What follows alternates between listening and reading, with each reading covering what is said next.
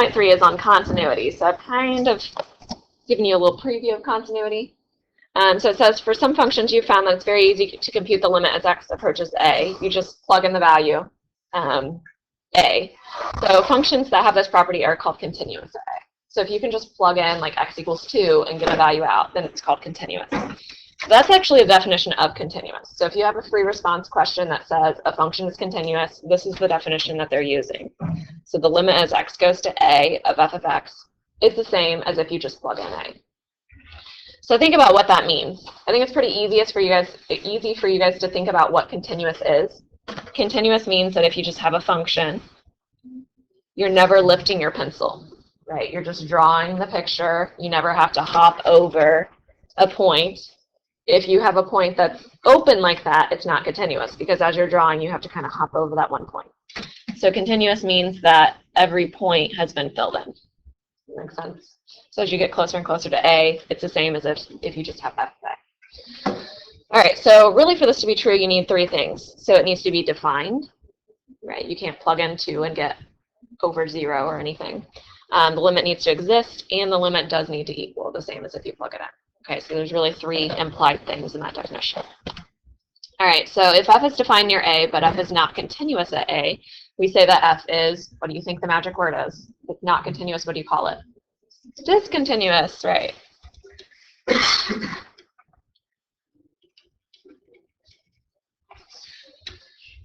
Okay, so geometrically, a function is continuous at every number if there is a graph with no break in it. So in other words, you can draw it without lifting your pencil, like I said. Okay, so using the graph of f below, at which numbers is f discontinuous? So when I say at which numbers, numbers are x values. So you might say at which locations, on which domain is it continuous, things like that, on what interval. So where is it discontinuous? It's where do you have a discontinuity? So right here, right? So this is at 1, 2, 3, 4, 5, 6. So at x equals -6. At x equals what? 0. And x equals 1, 2, 3, 4, 5. Yep. So 3 different places. You'd have to lift your pencil to draw that graph at 3 xi. And it says why. So these different discontinuities are called different things. So the first one we would call a jump. Does it make sense why we call it a jump? Jump from one place to another. The second one's also a jump. And the last one, what do we call that in pre-calc? A hole.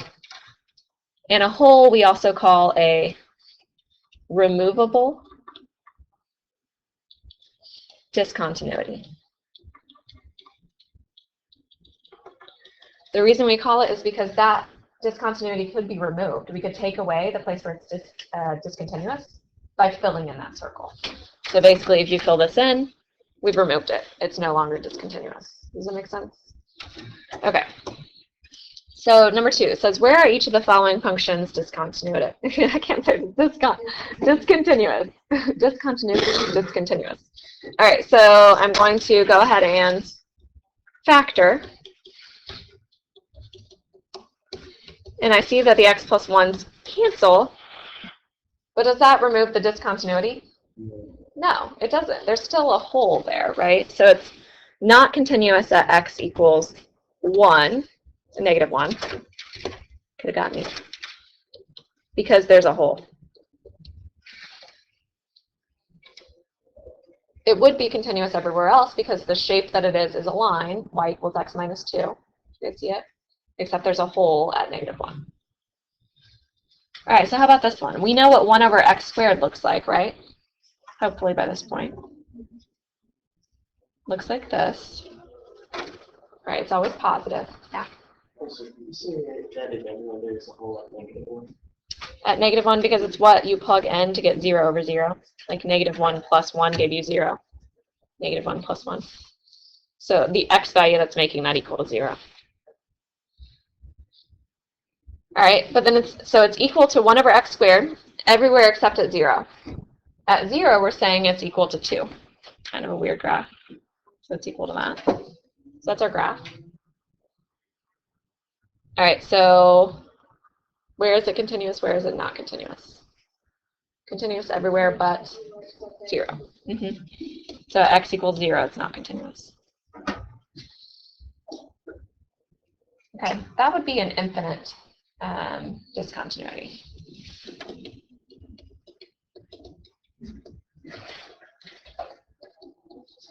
It'd also kind of be a jump because it's filled in, I guess, but infinite. All right, an infinite discontinuity is just a vertical asymptote. Okay. So next one, so I have x minus 4 over x squared minus 3x minus 4. So if I factor, so I'll go ahead and do that here. I'm going to have x minus 4 over x minus 4 times x plus 1. So the x minus 4's do cancel. So I get 1 over x plus 1. So it's good to kind of have some graphing skills with this. What does 1 over x plus 1 look like? It's just like the reciprocal function, so except its vertical asymptote has moved to the left one, right? So it's going to look like this. When she called it the reciprocal function, remember the reciprocal function is 1 over x. So it looks just like 1 over x, but it's been shifted left one. So it looks like that everywhere except at 4. And at 4, because 4 has a hole, right? 1, 2, 3, 4, and the original function has a hole. And at 4, we're equal to 1/5. So is that the same place, or is it off that line? Is it on the line or off the line? It's on the line. So how'd you get that, Monica? Yeah, if you plug in 4 to your simplified version, you have 1 over 4 plus 1, right, which is 1/5. So 1/5, the second part, is removing that hole. That's why it's a removable discontinuity. So it's filling in that circle. So really your graph, instead of writing it like a piecewise function, isn't your graph just 1 over x plus 1? Yeah. Right? I just wrote it as a piecewise function to confuse you. So it's continuous everywhere except at x equals -1, there's an infinite discontinuity.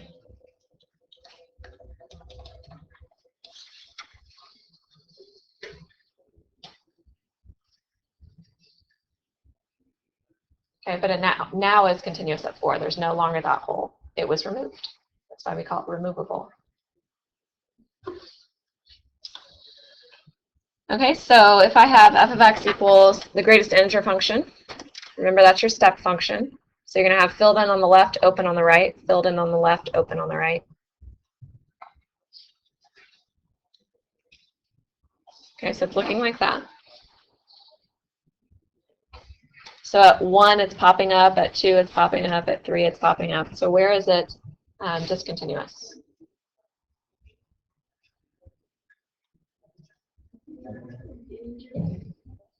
It's discontinuous everywhere at the integers, right? So just the integers, not at like 1/2 or 3/4 or anything like that, just the integers. So it's going to be at x equals ... -3, -2, -1, 0, 1, 2, 3. Or you could say, or x equals the set of integers. Remember how we wrote that in algebra 2, like a z, fancy z. Or you could just write x is discontinuous at all of the integers. You could just write it out. So any way you want to write it. All right, so then it has the different definitions. So a removable is the whole. The jump is where the left and right hand limits aren't the same. So it jumps from one spot to another y value. And an infinite is where you have a vertical asymptote. So it's approaching infinity or negative infinity. All right. Oh, it's a Z. It's called chalkboard bold. It's a Z with an extra line. It stands for integers. So you can write that if you want. Like if you have R, have you ever seen the symbol for R? That's real numbers. This is whole numbers. There's just like shorthands of writing sets of numbers. Some of them don't make sense. All right. So just like when we learned about right and left-hand limits, we can have right and left-hand continuities as well. So it can be continuous from the left or continuous from the right. So think about what that means. If it's going to be continuous from the left, that means as you take the limit from the left, and you move over, that hole is going to be filled in. You guys understand what I'm saying? So let me kind of draw it. So continuous from the right and from the left. So continuous from the right means that as I go from the right, so I start with my right hand and I move towards a certain point, that point is filled in. That's what it means. Continuous from the left means as I move from the left and I go towards a certain x value, that point is filled in. So that'd be continuous from the left. So you're going to have things that are not continuous at an x value, but they are continuous from the left to right. So your definition of function f is continuous from the right if you take the limit as x goes to a from the right of f of x, and it's the same as if you plug in that a value. And the other one is the limit as x goes to a from the left of f of x equals f of a. Okay, so if you go back and you look at your greatest integer function, so remember your greatest integer function, I drew it like this. Is it continuous from the left, the right, neither? What is it? So as you take your right hand and you trace along a piece, and you go to the point on the left, it's filled in. So it continues from the right. Does that make sense? It's confusing because it's like, oh, but it's the left ones that are plugged in. But think about your limit rules. As you go towards a certain, so let's say I go towards 1. As I'm tracing closer and closer to 1, so I'm taking the limit as x goes to 1 from the right, is that the same as just filling in the point that's filled in? Yeah. So I take my limit from the right, I get a certain y value. I get 1. Right? Does this make sense? Do you understand what I'm saying? You guys look confused and tired. All right. You have a day off tomorrow, right? Your graph, so just go back to the one with the example bottom of that graph. So if you have a piecewise, is that what you're asking?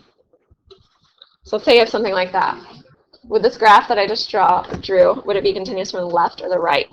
So let's say this is x equals 3. So it continues from the left or the right? From the left, right? Because if you take your limit closer and closer to 3 from the left, right, it's the same as if you had just filled in the point. Does that make sense? It's not continuous from the right because that one's not filled in. All right, so tricky, tricky. All right, so next up. So it says, how should f of x be defined to remove the discontinuity of x equals 3? All right, so if I have f of x equals, so I'm guessing that there's a hole because it's talking about a removable discontinuity. So if I factor, I'm going to have x minus 3 and x plus 7, it looks like. So you're removing, right? So you have the hole there. So this is looking like y equals x plus 7, except there's a hole at x equals 3. That's what my graph is.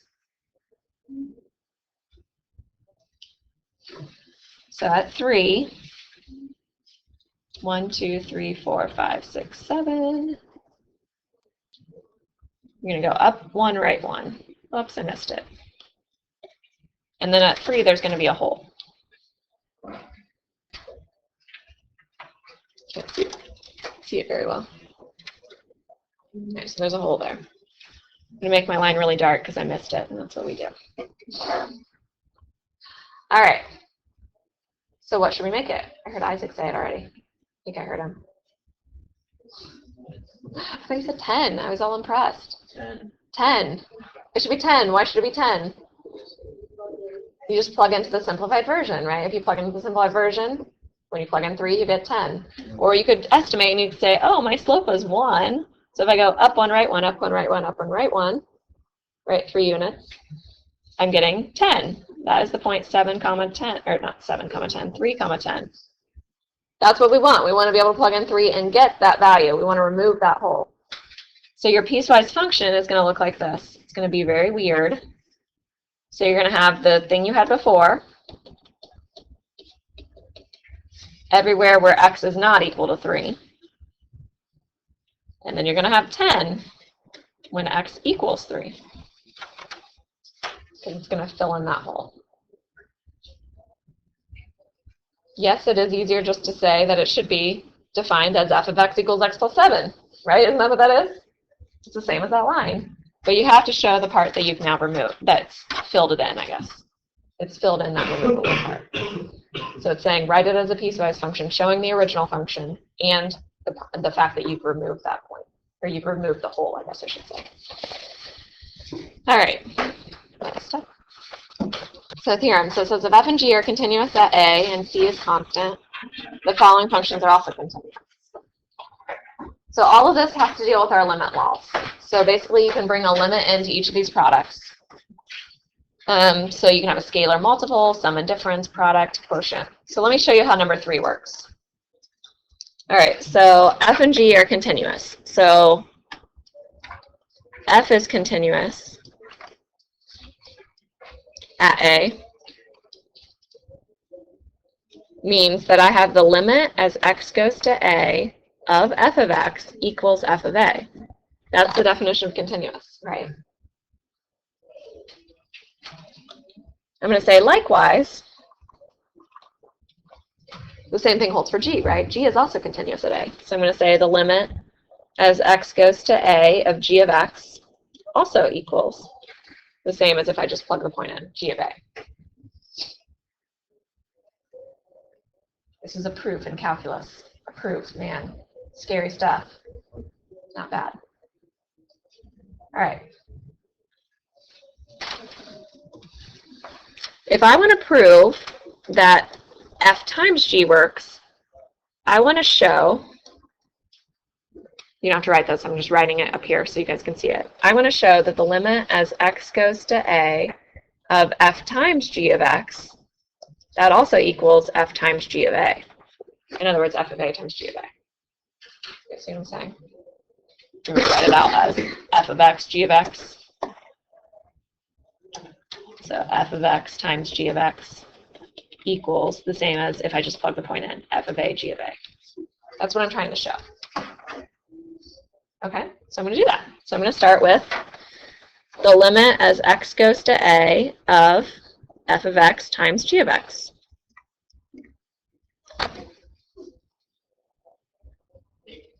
We know from our limit laws that you can bring a limit into a product. So that's what we're doing. We're saying, well, that's the same as the limit as x goes to a of f of x, finding that, and then multiplying by the limit as x goes to a of g of x. Agree? You can bring limits in. Aren't we there? Yeah, because this first one, limit as x goes to a of f of x, we said that f is continuous, so that's the same as f of a, right? And this next one, the limit as x goes to a of g of x, well, that's equal to g of a. Therefore, it's continuous. So therefore, the product f times g is continuous. So we're done. Are you guys like, why did you draw this little black square? The black square means you're done with the proof. If you look in your textbooks and things, they always have little like squares filled in. Yeah. So it's continuous because the limits are equal to The limit is the same as if you had just plugged in the a value. Yep. So therefore, it's true. All right, so it says in section 1.3, we had the direct substitution property. So it stated for any polynomial or rational function where a is in the domain, the limit as x goes to a of f of x was the same as f of a. So that is the definition of continuous, right? It's the same thing. So what we're saying is any polynomial or any rational function that has a in the domain is going to be continuous on that domain. So it says a polynomial is continuous everywhere because it never has undefined, and a rational function is continuous wherever it's defined, so in its domain. Okay, so number 1.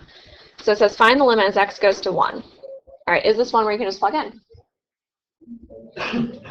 Yeah, you're not getting like over 0 or anything, are you? So you can just plug in. So you're going to have 1 minus 3 plus 5 over 1 minus 5. All right, I'm just plugging in 1. So I get negative 2 plus 5, so 3 over negative 4. So negative 3/4. You like those? How about the limit as theta goes to 0 of cosine of theta? What's that going to equal?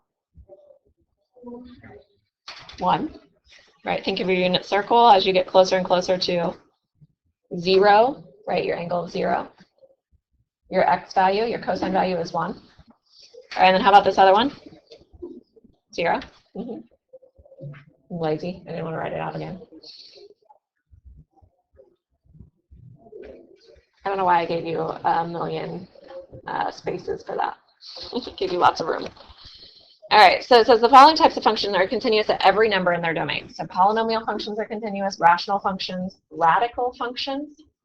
What would not be in the domain of like a square root function? Things that make it negative under the square root, right? Does that make sense? Trig functions are always continuous as well. Except for like tangent where it's undefined at pi over 2, negative pi over 2. You know what I'm saying? Wherever sine or wherever cosine was equal to 0. All right, so it says on what intervals is each of the following functions continuous? So this first one, you guys see it's a polynomial, right? It's a weird polynomial, but it's a polynomial. So it's continuous everywhere. There's never a place that's making it undefined.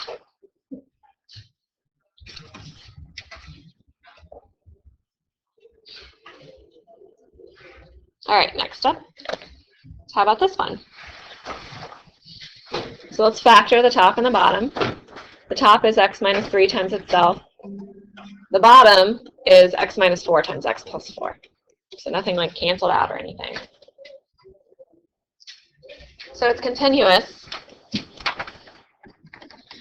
everywhere except what?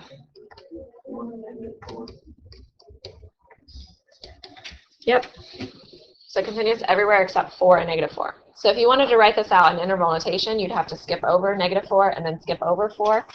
So here's what it would look like. You don't have to write this. It'd be negative infinity to negative 4, union, negative 4 to 4, union, 4 to infinity. So it skipped over the negative 4 and the 4.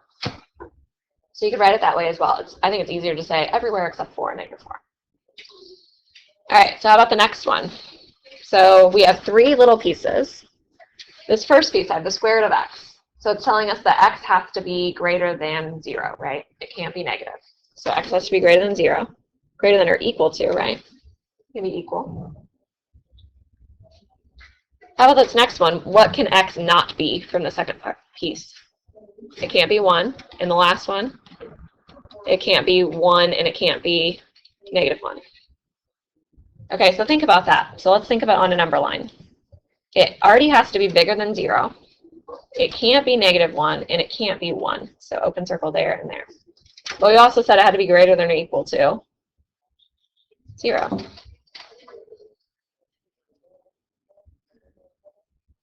So I'd write it out as bracket.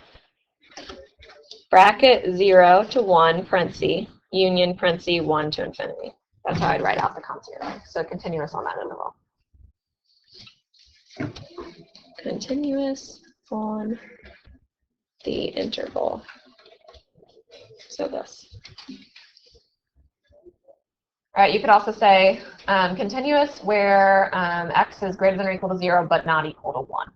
Right, that would be another way to write it. All right, so the next one, so the limit as x goes to pi. So can you plug in pi? What's sine of pi? 0. I see you guys like doing your unit circle. I even see your eyes like going around. Oh. So it is 0. Sine of pi is 0, but you have that 3 down there as well. So it's allowed, right? So you get cosine of pi is negative 1 over 3 plus 0, so you get negative 1/3. So you can plug in.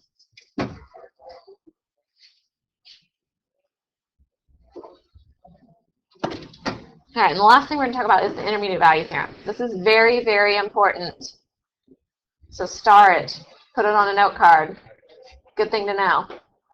Note cards are good in AP Calc PS. You have to memorize a lot of things. Remember how I told you that you don't have any like formulas on your test? Yeah, that doesn't happen. Physics, chemistry, you have formulas. We don't have formulas. You gotta know everything. So this is one of the things that they always ask about. So it says, suppose f is continuous on the interval a to b. So let's say I have that. All right, and my interval is a to b. Like that. And n is going to be any number between f of a and f of b.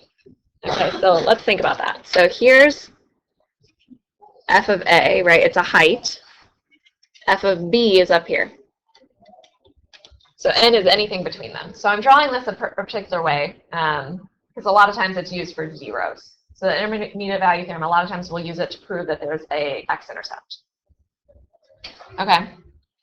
So if it's continuous, so imagine this. So take your pencil and you're tracing it along the curve. You have to hit every single y value between f of a and f of b. Does this make sense? You have to hit all of these different heights between them because it's continuous. So if you're connecting a height of -2 to a height of 5, you have to have -1, 1. You have to have -1.5. You know, you have to have everything between there. Does this make sense? Right? It's continuous. You have to connect them. So there exists a number c in A to B such that, so let's say n is here, such that f of c is equal to that height of n. So let's say c is here. So there could be more than one place that you have that height, but there's at least one. Okay, so you have to be able to get that. So here's where it's used. So it's used when we're finding roots. So do I have an example? Yeah, so it says show that there's a root of the equation on the indicated interval. All right, so we have a function. My function is 3x to the 4 minus 5x squared plus x minus 2. I'm finding when the function equals 0. Do you guys see that? I defined my function. So maybe I should say let in front. I need to define the function. I never used f of x, so I can't say just plain f of x. I need to define it. And what I'm finding is when f of x is equal to 0, or that it does equal 0, I guess. Or showing that f of x equals 0. I guess I should say that. Showing that. I don't actually need to find it, but I want to show that that's true. Somewhere on that interval, -2 to -1. So the way I usually start these problems is I use that interval. I find f of -2 and I find f of -1. All right, so how about from Monica over, you guys are going to find f of -2. From Rachel over, you guys are going to find f of -1. So go ahead and find both.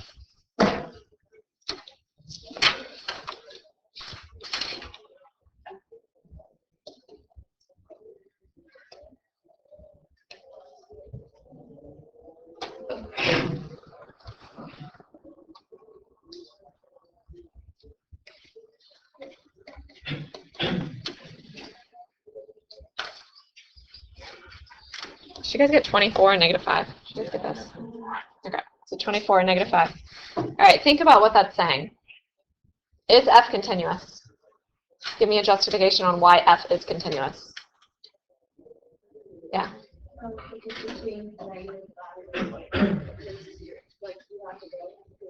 Okay, but is f continuous definitely? Is there ever a place where it's undefined? Right. So it's continuous because it's a polynomial. So it's continuous everywhere, right? When I say continuous, it means continuous everywhere. All right. So if it's continuous, and at -2, I was at a height of 24, and at -1, I dropped down to -5, right? You have to be able to connect those points somehow. It's continuous. You have to be able to connect those heights. So you have to cross the x-axis. So there has to be a place between -2 and -1 where you're getting 0. So yes, by the IVT, f of x equals 0 on -2 to -1. So somewhere on that interval. Because one of them was positive and one of them was negative. That's why. Still have 2 minutes. I hear doors closing. Giving myself 2 minutes. All right, so it says use the IVT to verify that f of x equals x squared minus 7 has a 0 on the interval 2 to 3. Then we're going to use the method of bisection. So I'm going to do this very quickly. So get your calculators out. All right, so first I want to know that we have a 0. So I'm going to find f of 2 and I'm going to find f of 3. So put f of x equals x squared minus 7 in for your y value, and we're going to look at the table. So we'll do this quickly. F of 2, well, that's 4 minus 7, so that's 3, negative 3. All right, and then f of 3 is 9 minus 7, so that's 2. Do you guys see that one is negative, one is positive? So far we're good. We know that somewhere between them, since it's continuous, we have to have a 0. So now we're trying to find that 0. So f of 2 was negative 3. F of 3 was 2. So now I'm going to go between 2 and 3. So I'm going to try f of 2.5. What do you guys get when you put in 2.5 to your table? Negative what? Negative 3/4. All right, so now I have another negative, right? So now it's down here somewhere. So now I'm going to go between 2.5 and 3. Do you guys see how this works? You keep having the interval. So now you do f of 2.75. What do you get when you do 2.75?